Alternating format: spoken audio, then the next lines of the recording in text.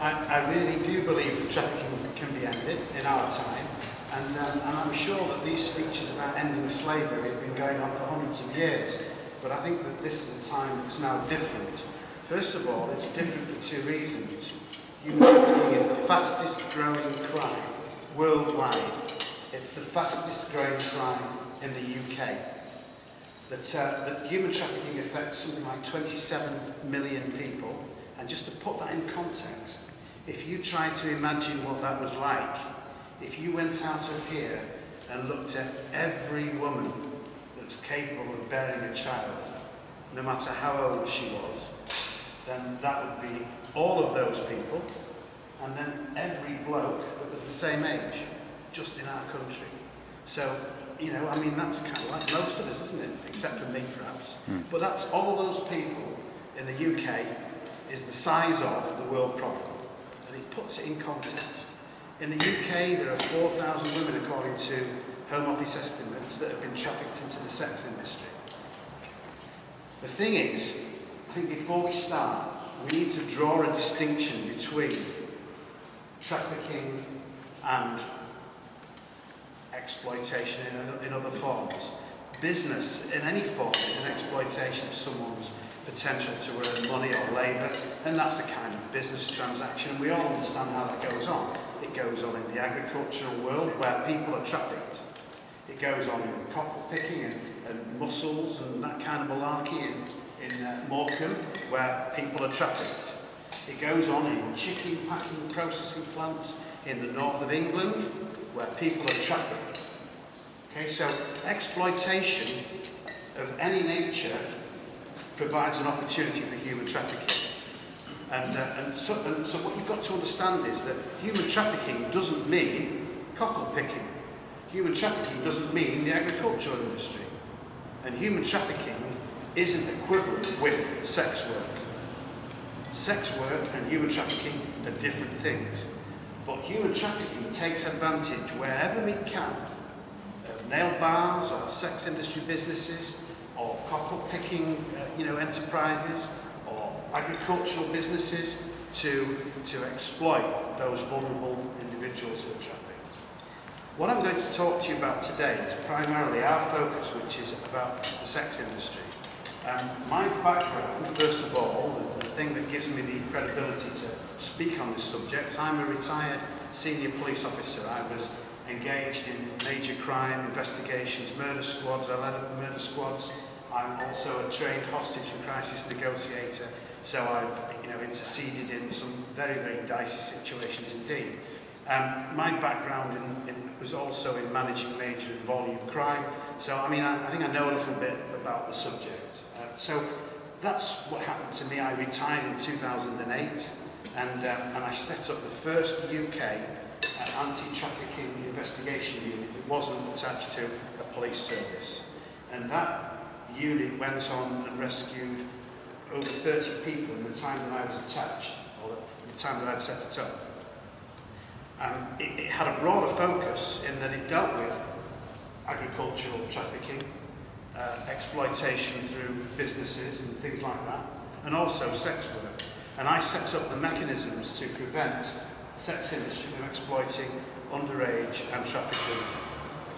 The charity that I was in wanted to focus more on the volume end of human trafficking, and I took this very specialist end, which is sexual exploitation and human trafficking in the sex industry, and set up the charity SAFE, which is here today. We represent it today. And what we actually did is we created a model to identify women that have been trafficked into the sex industry and then rescue them. And that's where we started. That's where everything before you that you see now started. And how did we do that? We basically asked some people, do you know anyone that's been trafficked? And of course everyone said no. And we thought, well, actually the right way to go at this is to go to the places where people know.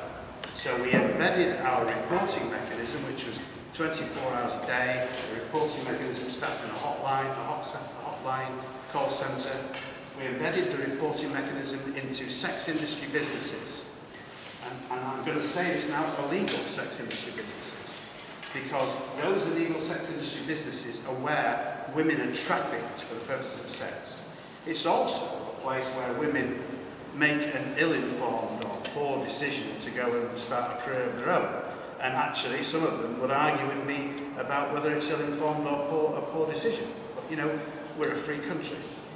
The fact is that some women are trafficked into that environment, and those people didn't make any choice, and they need every help that we can give them. So our reporting mechanism, connected with men that slept with trafficked women, connected with businesses that employed them, and also with women that worked in that industry, and we got reports through. One of the first reports that we got was from this young lady, Megan Stevens. Now, her story is absolutely traumatic. It's a terrible story, and one that I'd urge you all to read. It's basically at 14 years of age, she went on holiday to Greece, and whilst in Greece, she met a dear young lad and a mum who was from a troubled background herself, wasn't really providing the best support for her daughter, thought that actually she's 14 and she's in this stable relationship, and she's caused a lot of problems, Megan, maybe this isn't such a bad thing, and we both stayed out in Greece together and we'll live happily ever after. Maybe all the things that have gone wrong in our lives will suddenly come right. And unfortunately, that level of vulnerability at both mother and daughter level resulted in a torturous journey of exploitation and abuse of Megan, which carried on up until about 5 or 6 years ago, when we were able to help her. Now, the story itself, the book itself, doesn't go into the detail of how we got her out at the very end of it, and I'm going to respect Megan's wishes at this time, because I don't think she necessarily wants all of that detail to be dealt with. But in terms of how we operate, we receive calls about individuals that have been trafficked, and those calls can come from, as I say, men that slept with women who had a disclosure from that individual, and then we've been able to get down, find that individual, build rapport with her, and these are the skills that I've talked about, I've hinted at as a hostage negotiator. You build rapport, you actually earn the right to influence a person, and then when you've earned the right to influence them, you can lead them out of their situation of captivity. You can't just simply grab that person and drag them out because they don't realise they need freedom. You can't just grab that person and drag them out because they're likely to just go back. And it's exactly the same when I was getting people off bridges. If I'd have grabbed them and dragged them to safety, they'd have just gone back, and maybe they'd have thrown themselves off before we arrived. But if you can talk them round, earn the right to influence their lives, you can bring them to safety. And Megan's story is one that's going from strength to strength now. 6 years on, she's still recovering from the post-traumatic stress of horrible exploitation, but she's building a new life for herself, and it's really exciting to see one of the most troubled and damaged victims of human trafficking building this incredible new life for herself. So there is incredible hope. That's where we started, okay? Let me tell you, 4,000 women in the UK sex industry, we're not going to make much progress dragging them out one at a time. And as I've said, that's just the UK, and that doesn't include child sexual exploitation. Did you know that 70% of the UK's prostitution network is made up of people who are from a care background? Do you realise that just 0.5% of our population goes through care? 25% of those people who go into sex work do so under the age of 18. Can you hear sort of a kind of a route to prostitution here that involves vulnerability, a lack of care, a broken system? Because I can.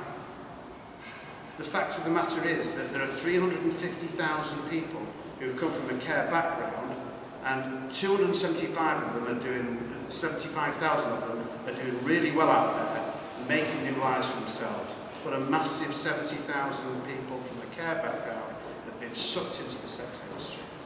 That's the kind of problem that we face in our broken society. This particular report from the Chief Constable tells us that they can't afford to investigate missing children from care homes. Sort it out yourself. Right? That's the reality. 25% budget cuts in many police forces tells us that they can't afford to do things that they haven't been doing before. So how are they going to turn around this human trafficking nightmare, the fastest growing crime in the UK and in the world? Well, the truth of the matter is, I don't believe that police alone are. Maybe we need new legislation then. Of course we need new legislation, because it's not against the law to traffic people. Well, yes it is. It's already against the law to exploit underage kids. It's already against the law to traffic women, and anyone for that matter. But legislation isn't the answer, necessarily. The answer is more holistic. And what we've actually looked at as a charity is we've created a model that works, but we've identified that funding that model is a massive, massive challenge. Same challenge that the police have got, the same challenge that everyone else has got. We've proven that it works, there's the proof of it, but it's not a question simply of pouring money into this. It has to be self-sustainable, and if it's not, it won't work. And so what we have done at SAFE is we've identified what we believe are the areas where trafficking resides as a stronghold in the sex industry and in sexual related activities, and they are around illegal strip clubs, illegal sex industry businesses, legal strip clubs and lap dancing bars, hotels. Do we all agree? There's a great article down here that tells us of a Ripley hotel where the manager interceded and found that people had been trafficked. Now, you know, I think the truth of the matter is that the manager of that hotel interceded only when he told the Russians and the girls that they brought in to leave the hotel because he didn't like what they were doing, and they refused. And then he said, well, I'm going to call the police. They offered him a bribe, and he insisted that that wasn't good enough. He wasn't like that. He's definitely going to call the police now. The Russians obliged and waited, and then the police turned up, and the trafficked women all said, yes, we've been trafficked. Now, can I tell you, that's an incredible story, but actually that isn't what usually happens. That is not what usually happens. Hundreds and hundreds of people go to our hotel systems and are never ever rescued. And that's a great story, but that's not a success, that's a failure. Because think of all the cases that have gone through concierges and hotel managers and have never actually resulted in any kind of help for anybody. So basically, we've looked at hotels, then children's homes, where I've already given you a few stats about that, the adult media, where the films are made with, you know, sort of pornography and all that kind of stuff, and then the dark internet, where children's pictures are swapped and where people are made to perform for money, you know, to sort of to prop up an illegal sex trade online. Now, all those areas are where trafficking has got strong, you know, a strong basis for existence. And what we're trying to do is create mechanisms that undermine each of those. So, if you think about an illegal sex industry, we've built a series of standards for that illegal sex industry that can create a culture of harm reduction in the most dangerous employment on earth. 10 times more likely to be murdered if you work as a prostitute. 10 times more likely to be murdered. Rape, well, that's a daily occurrence for many, many women in that industry. The fact is that those standards there create protections for women who have decided to take this desperate and dangerous form of occupation for whatever reason, but they also provide reporting mechanisms and identification mechanisms for those people that have been taken in whilst underage or have been trafficked into it. And the results are that we've had businesses telling us about people that have been trafficked, and we've rescued people based on the report of people that are working in that industry. We've changed the culture. Now, that's the way to undermine trafficking. culture change in each of these areas, culture change in strip clubs and lap dancing bars, so that actually no underage and no trafficked person can be exploited in those industries. The same applies in children's homes. We need to provide mechanisms to support those people in care to make sure that they're not exploited, and when they are, that there are preventative mechanisms that reduce the likelihood of that. So, okay, you want some new legislation to stop trafficking. What about parking permit? What about parking permit legislation to stop trafficking? Okay, we need to be creative. We need to solve these problems properly. In children's care homes, do you know how those kids are exploited? Any ideas, anyone? I'll tell you. You've got kids come out of those houses, young people coming out of those houses. They're not exploited or trafficked inside. That happened years ago. Now those places are much safer. The workers are in the main wonderful and try the hardest. They come out. They're not loved. The love that they get is paid for by the state. They come out, they're feeling vulnerable, they're looking for friendship, and there's a bloke with his friend in a parked car near their home smoking marijuana. I know what marijuana smells like. Can I have a blast? Right, why are they smoking marijuana there? They're smoking it because they're waving a little flag that says, "Come here, vulnerable child. I've got something that you might be interested in that will hook you in, and then we'll be able to exploit you." It'll be followed up with a phone and drugs and a party and friendship and love. And that's how children are exploited. And they're given things and they think this is normal because they don't know any different. You want new legislation to stop trafficking of children? Let's have some parking permits around these children's homes. But you see, there are many other ways of looking at legislation that you can be really imaginative and creative and actually protect those most vulnerable from the kinds of predators that go there specifically, hunting them. See, if those people couldn't park there, and they can, and they do, and they wait, but if they couldn't, and you've all seen what the council can be like with parking enforcement people, they're amazing. Anti-trafficking officers, yellow peril, what a great concept. The fact of the matter is, however, that those children are then driven further and further afield to find the predators, because the predators can't go to the honey pot. And what happens then? I'll tell you what happens then. They might try it outside somebody else's house, and it could be the daughter of that house, and father comes out and challenges and confronts them, because they're now no longer isolated, vulnerable and alone. You create networks of supported home watch schemes in the areas of children's homes, where people take special notice of the things that are affecting those children in that area, and then report it when they have concerns. There are real things that we can do to defeat human trafficking, and it isn't necessarily a sexy new law that says that trafficking is illegal, because we already know that it is.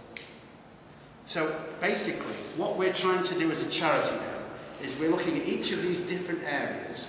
We're creating standards like the ones that we've already got in place in the illegal sex industry, and we're creating those standards for other business areas, hotels, strip clubs and lap dancing bars, and children's care homes. And we've currently got a national curriculum compliant 6-lesson module for schools about the vulnerabilities around trafficking and how to make people safe. And this is the critical age, 14 to 16. That's when vulnerability kicks in. So we've got all these things in place, and the idea is that we take those out to those businesses and work in partnership with those businesses. Those businesses, schools, care homes, hotels, strip clubs, pay for the service. They generate the growth that we need to take this anti-trafficking movement nationwide. And again, I come back to trafficking. I come back to, parking. If you look at how effective the police were at regulating parking 15, 20 years ago in the UK, you'll all know that actually, it was, well, we all hated it when the cops came along and said, you know, tapped on your window and said, you know, you've been parking here for too long. But we all wish we could go back to that now, because the civil enforcement officers are absolutely ruthless and they're everywhere. And this is the way that I think we need to combat human trafficking. Let's not make it the responsibility of the authorities. Let's all do what we can. Charities must take a huge role in here and then engage businesses and engage everybody in this battle. And that's the solution to human trafficking. I've got case studies I can tell you about, and I'll be happy to do that, but I want to throw this open for questions and invite you to ask me anything you want about this subject. Let's see if you can ask me something that I can't answer, and if I can't, I'll get back to you. So, there you go. Thank you.